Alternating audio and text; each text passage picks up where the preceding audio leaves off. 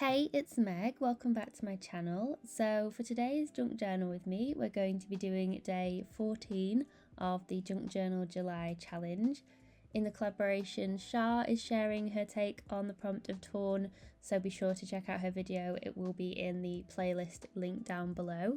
So for the prompt of torn, I was thinking about how I could incorporate torn papers into my pages.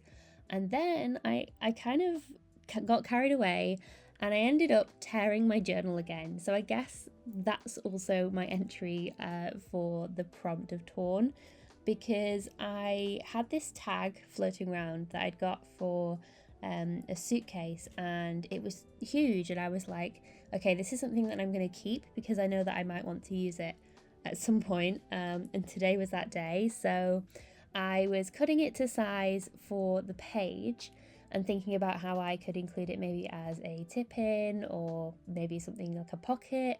And then I kind of thought, you know what, I'll actually just use it as a page. So I decided to tear one of the pages out of this accordion journal and then just replace it with this tag, which I think is quite a fun look because the page isn't then like a uniform size.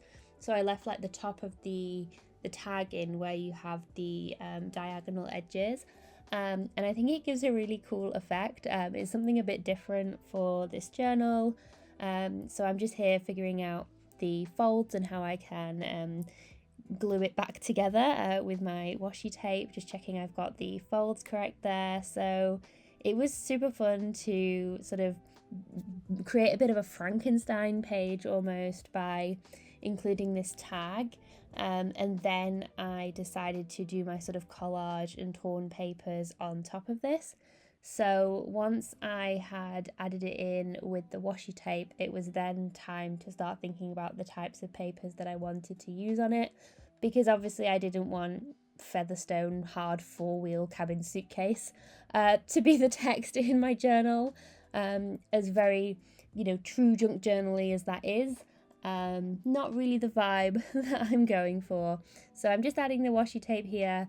Doesn't really matter what it looks like at this early stage, and then I'm just checking there that it works in the fold.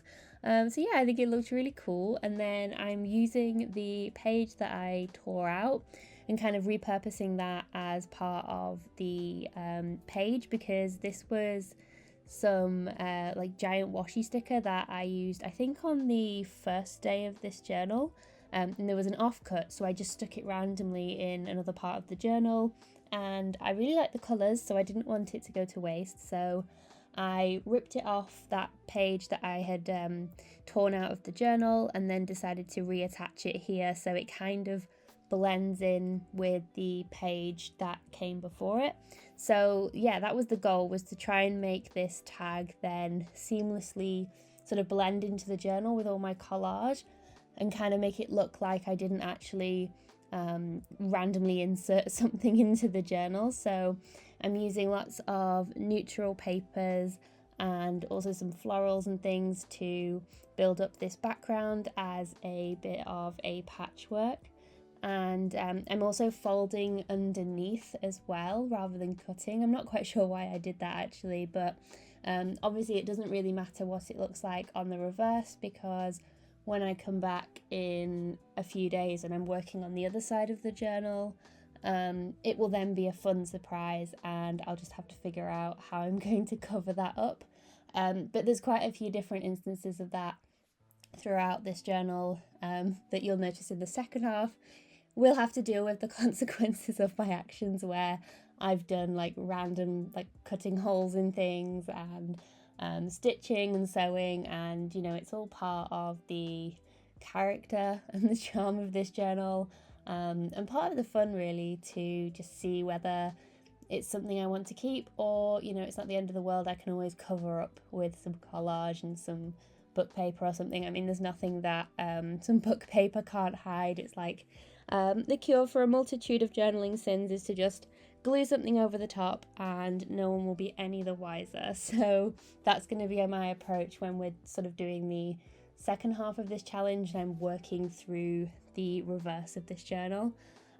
The only thing you have to be mindful of then is what you're doing will impact the stuff that you've already done. So I can be a little less reckless in my decisions, because obviously I don't want to impact too much what I'm doing. So on the reverse, I obviously won't want to come in and necessarily cut a hole in one of the pages, unless I check and it works for the pages that's behind and what I've already got there. So maybe it's something I will do, but you just have to think ahead a little bit more. You can't be quite so reckless with it. So yeah, that's what I decided to do for this prompt of torn, was to just work up these collage bits. And I started off with some larger pieces and then worked my way down to smaller elements, just to add some interest and detail on my pages. I really love using little bits of sort of tissue paper or the backing of stickers. So, you know, that piece of paper maybe as a backing for rub-ons that you would otherwise throw away. Sometimes it's actually really nice to use those translucent elements to add some depth to your collage, especially if you're feeling like things are a little bit like they're floating on the page and they're kind of stuck on.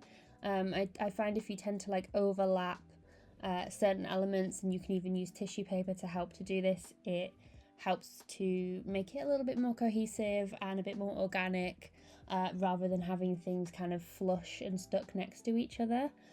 So that's a little tip for you if you're struggling a little bit with your collages, is to maybe try and see what you can overlap. And I find that helps, especially in this accordion journal. It's really fun to sort of go outside the bounds of just like the 2 pages that you're working on, and see how bits of collage can kind of peek into previous days and then also into the next day's page, because it just adds more stuff and more interest that you can respond to or cover up in the next day's prompt. And I just really love building all of the little elements of these accordion journals. I just think it's so fun to see how they develop over the month of me using it, and how when I get to a certain page and I thought, right, I really like this patchwork element and I'm probably going to do X, Y, and Z.